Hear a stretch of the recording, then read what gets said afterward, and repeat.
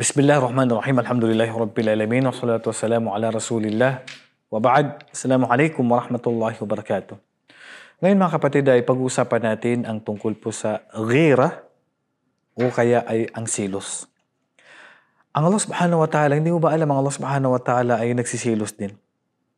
Ang Propeta sallallahu alaihi wasallam nagsisilos at normal po sa atin ang pagkakaroon ng silos. So paano nga ba magsilos ang Allah Subhanahu wa Ta'ala? Ang Allah Subhanahu wa Ta'ala, nagsisilos siya kapag gagawa ka ng haram. Kumbaga, hindi nagsisilos ang Allah. Bakit? Di ko nilika ka niya, pero bakit ginagawa mo yung bagay na pinagbabawal niya? So, ang Allah Subhanahu wa Ta'ala, hindi niya gusto yung bagay na yan na ipinagbawal niya sa'yo, pero ginagawa mo at pumupunta ka doon. Ang ghira ng Allah Subhanahu wa Ta'ala, wa ghiratullah an ya'ti al-mu'min ma harramallahu alayh. Inna Allah yaghar. Sabi ng Propeta sallallahu alaihi wasallam sa hadis ni Abu Hurairah radhiyallahu anhu, Inna Allah yaghar. Ang Allah Subhanahu wa Ta'ala ay nagsisilos. Wa ghiratullah an ya'ti al-mu'minu ma harramallahu alayh. Ang silos ng Allah ay ang gagawa ang mananampalataya sa bagay na pinagbawal niya. Bakit nagsilos ang Allah? Kasi bakit? Nilikha ka niya tapos nilalabag mo siya. Ginagawa mo yung bagay na hindi niya pinag-utos sa'yo. Nilalabag mo yung bagay na pinag-utos niya sa'yo.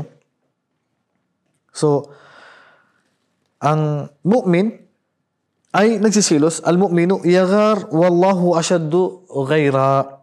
Ang mananampalataya ay nagsisilos. At ang pinakamatindi ang silos ay ang Allah Subhanahu wa Ta'ala. So, normal po na tayo po ay magsilos. Pero may mga paniniwala na kaysa ang silos ng babae ay haram, at ang silos ng lalaki ay obligado. So may mga kumakalat na ganito mga paniniwala na haram magsilos ng babae at obligadong magsilos ang lalaki. Ito po ba yung may katotohanan? Ang pagsisilos po ng lalaki at babae, normal po. Hindi po haram magsilos ng babae. Magiging bawal ang pagsilos ng babae kung gagawa siya ng kasalanan. Alam mo, nagsilos siya, lumabas siya ng bahay na may asawa siya, gumawa siya ng haram dahil sa silos. So ito yung silos na yung pinagbabawal. Pero yung silos na nagsilos si babae, kasi nga, nag-asawa si mister niya, nagdagdag si niya, ulit siya umuwi, nagsilos, wag anumang, may mga nakita siyang mga bagay na pinagsilusan niya. Normal po sa babae na magsilos. Si Aisha radhiyallahu anha, nagsilos siya sa panahon ng Propeta sallallahu alaihi wasallam.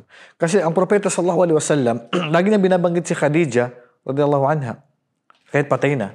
Pero ganun pa man, pinagsisilusan ni Aisha radhiyallahu anha kasi madalas na binabanggit ng Propeta sallallahu alaihi wasallam si Khadija radhiyallahu anha, kaya si Aisha nagsisilos kasi kahit patay na sabi niya, pinagsisilusan ka pa rin. Kasi lagi siyang binabanggit ng Propeta sallallahu alaihi wasallam. Diba, binanggit ng Propeta sallallahu alaihi wasallam, sabi niya, Aisha, hindi mo pa nagawa ang, kumbaga, yung nagawa ni Khadija radhiyallahu anha, na ituloy sa Propeta sallallahu alaihi wasallam, malayo sa nagawa ni Aisha radhiyallahu anha.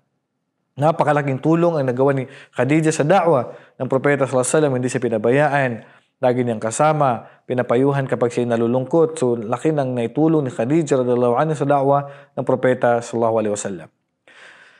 Sa lalaki naman, kailangan natin magsilos. At minsan ang silos natin obligado. Kasi meron tayong tinatawag na dayuth.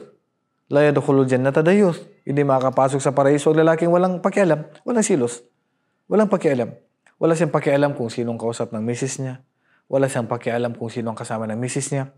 Wala siyang pakialam sinong kausap ng kapatid niyang babae. Wala siyang pakialam kung sinong pumapasok sa bahay nila. Lalo na ngayon sa social media.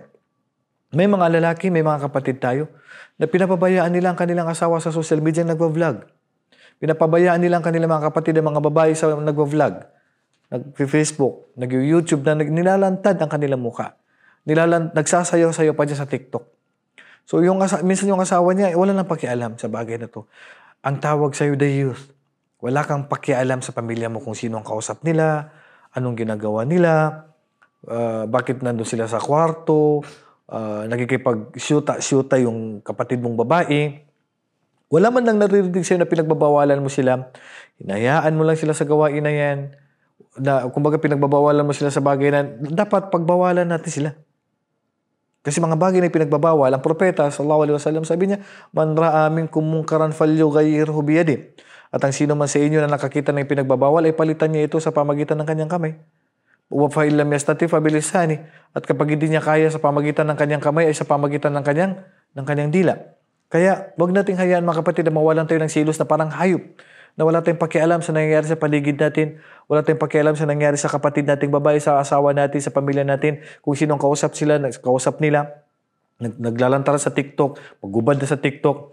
So, kailangan natin magkaroon ng silos at sa pagsabihan natin sila, pigilan natin sila. Huwag tayong maging katulad ng hayop na wala ng silos. Ang silos ay isa sa magandang katangian po ng isang mananampalataya.